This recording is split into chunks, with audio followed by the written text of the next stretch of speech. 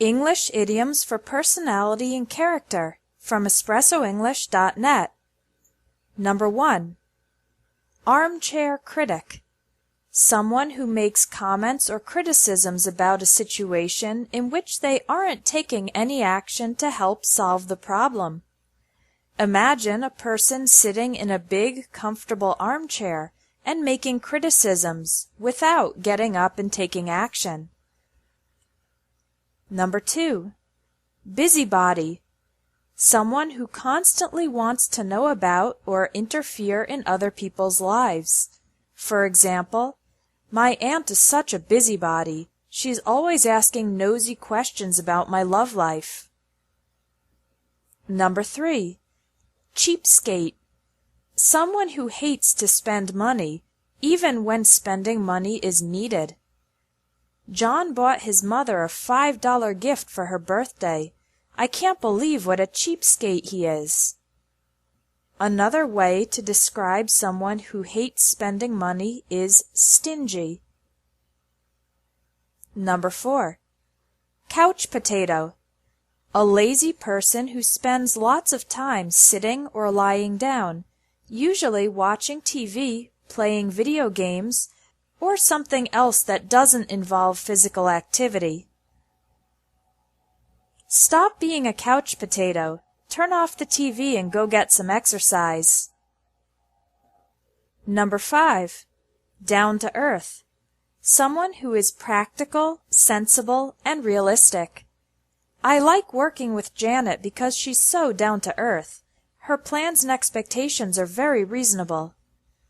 Being down to earth is the opposite of being a dreamer, visionary, or having your head in the clouds.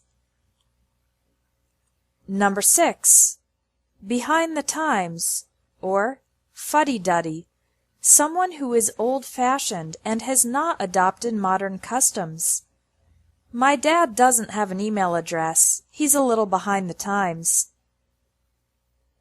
Fuddy-duddy is a more negative word. It is more of a criticism, whereas behind the times is more diplomatic.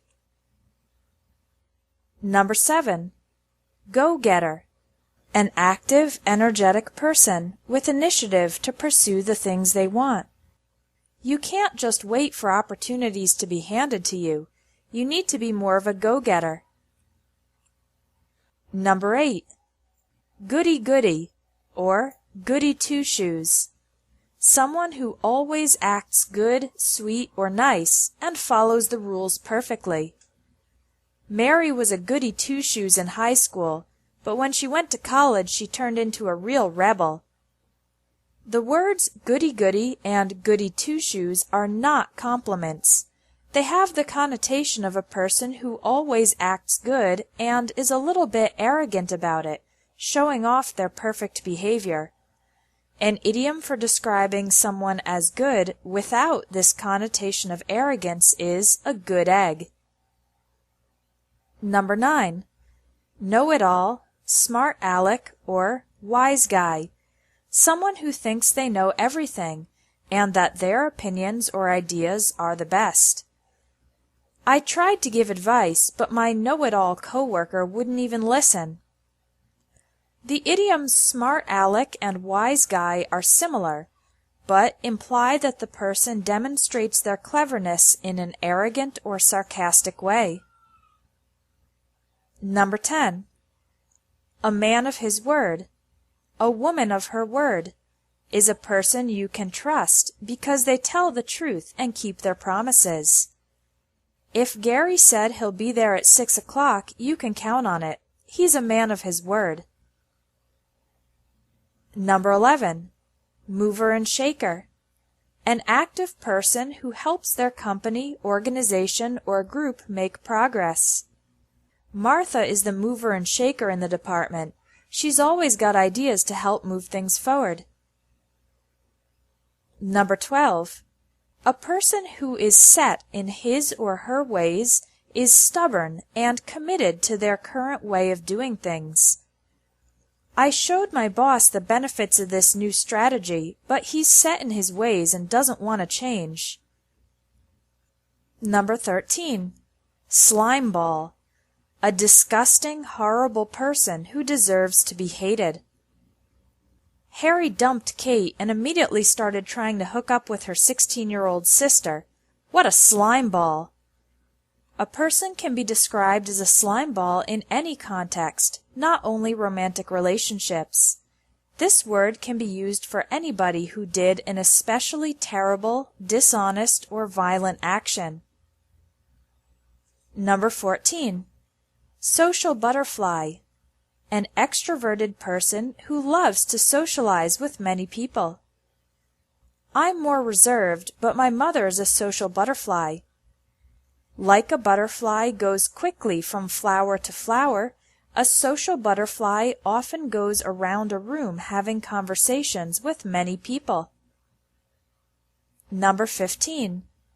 A stickler for the rules is someone who strongly insists on something and wants or expects others to maintain the same standard. Clean up the classroom after you're done with your project. The teacher's a stickler for neatness. People are usually sticklers for some rule of correctness, such as neatness or cleanliness, punctuality, correct grammar, tradition, accuracy, etc. Number 16. Wet blanket. Someone who discourages or prevents fun or enjoyment for other people through negative actions or attitudes. Other idioms for this type of person include party pooper, spoil sport, killjoy, and a stick in the mud. Number 17. Worrywart. Someone who worries constantly and excessively. My mother's such a worrywart that if I don't call her every day, she starts imagining I've been killed in a horrible accident. To learn 260 common English idioms used in everyday spoken English, get the English Idioms ebook. You can download a free sample chapter in the link under this video. Thanks for watching English Tips from Espresso English. If you liked this video, please share it.